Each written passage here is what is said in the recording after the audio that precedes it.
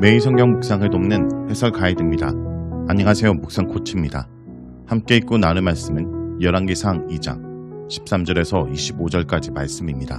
다윗이 요압과 시므이를 죽이라는 유언과 바르실레의 아들들을 후대하라는 유언을 남기고 죽은 후 솔로몬 홀로 전국을 이끌어 나가야 되는 상황에 놓입니다.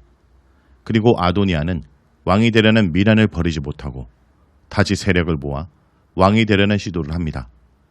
아직 솔로몬의 세력이 확고하지 않기 때문에 자신의 지지자인 요압과 아비아들을 중심으로 반역을 꿈꾼 것입니다.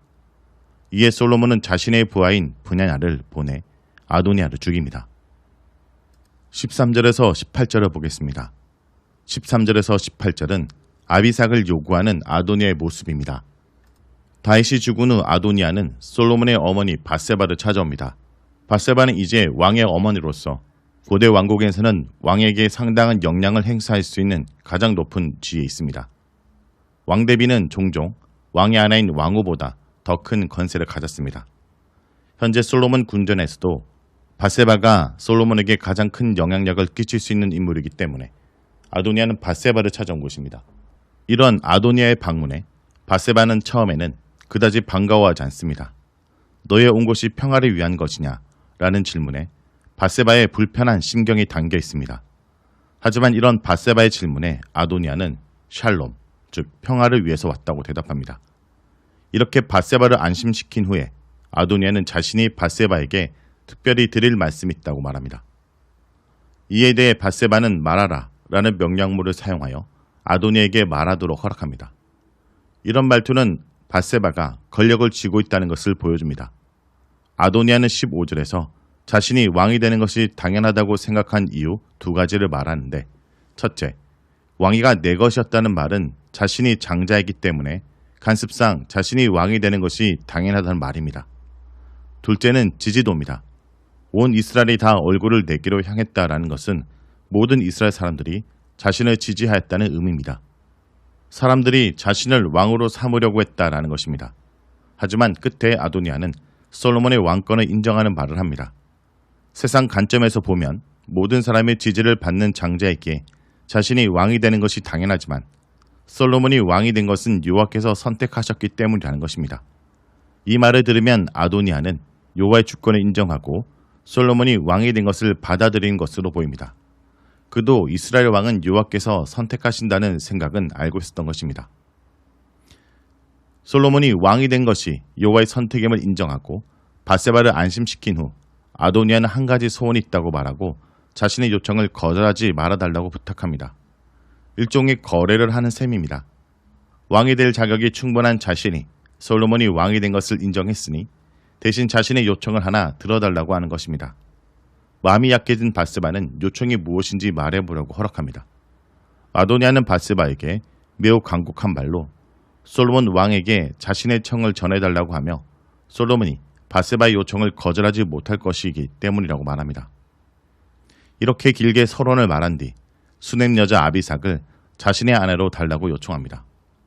여기서 아도니아는 아비삭을 다윗의 여자로 부르지 않고 중립적으로 수넴 여자로 부릅니다. 마치 다윗과 상관없이 아비삭이 마음에 들어 결혼을 원하는 것처럼 말합니다. 밧세바는 별 의심 없이 그를 위해 왕에게 말해주겠다고 약속합니다. 밧세바는 이미 솔로몬이 왕이 되었기 때문에 아도니아가 겸손하게 와서 부탁하는 것을 보고 아도니아가 한 말에 저희에 대해 깊이 생각하지 않은 것입니다. 하지만 여기서 아도니아가 아비삭을 원하는 것이 그 여성을 원하는 순수한 마음이라고 보기에는 어렵습니다.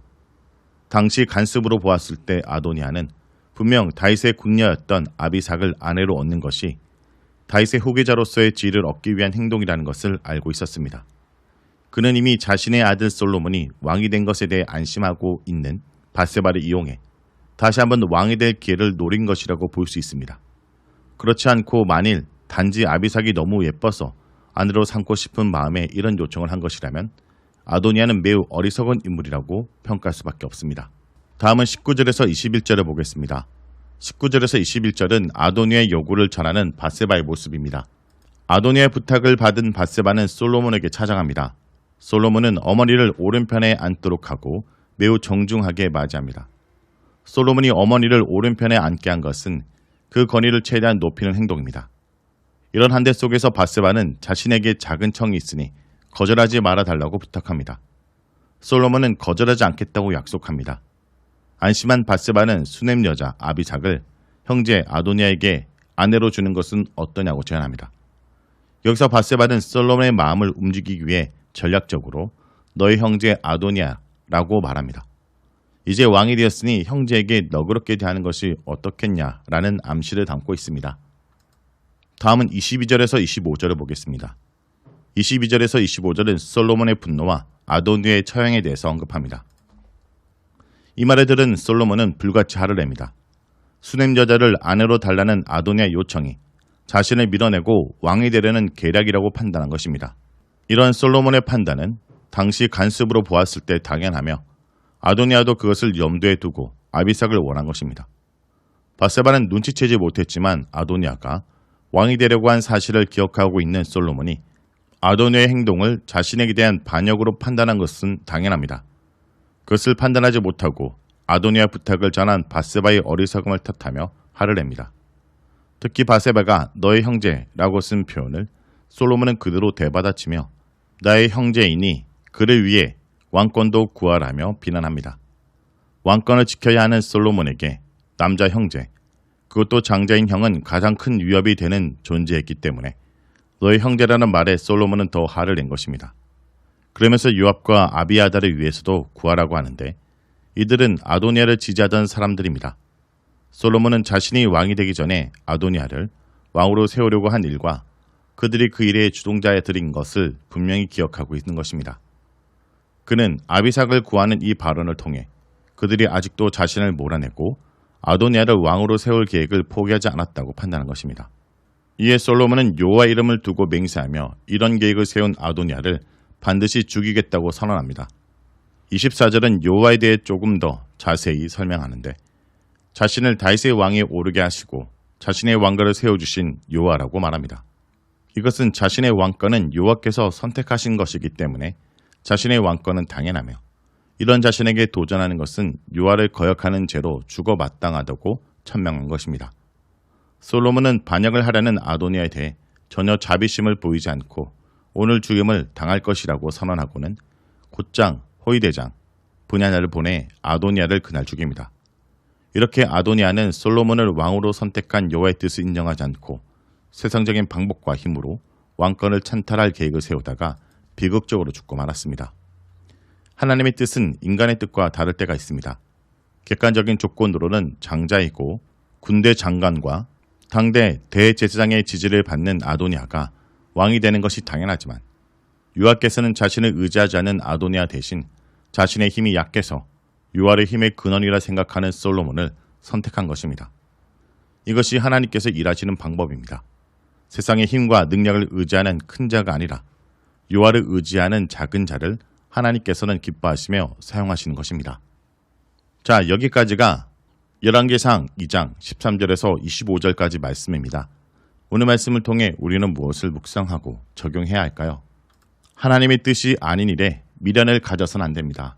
아도니아는 이스라엘은 다 자신이 왕이 되기 원했는데 하나님 때문에 왕이 못 되었으니 이 부탁만 들어달라고 바세바에게 은근히 압력을 가합니다. 그는 다윗의 수정들던 여인 아비삭을 아내로 주도록 솔로몬에게 부탁해달라고 합니다. 다윗의 후궁을 이어받는다면 백성들에게는 왕위를 이어받는 것으로 보일 수 있기 때문에 이를 계기로 다시 요압과 아비아달과 세를 규합하여 반란을 도모하려고 했을지 모릅니다. 자신의 얼굴을 갈시하지 말라고 했지만 그는 실제로 솔로몬의 은혜를 갈시하고 있었던 것입니다. 성도 여러분, 혹시 인간적 수법을 동원하여 하나님의 다스림과 뜻을 거스르는 계획과 경영은 없는지 우리 자신을 돌아보기 원합니다.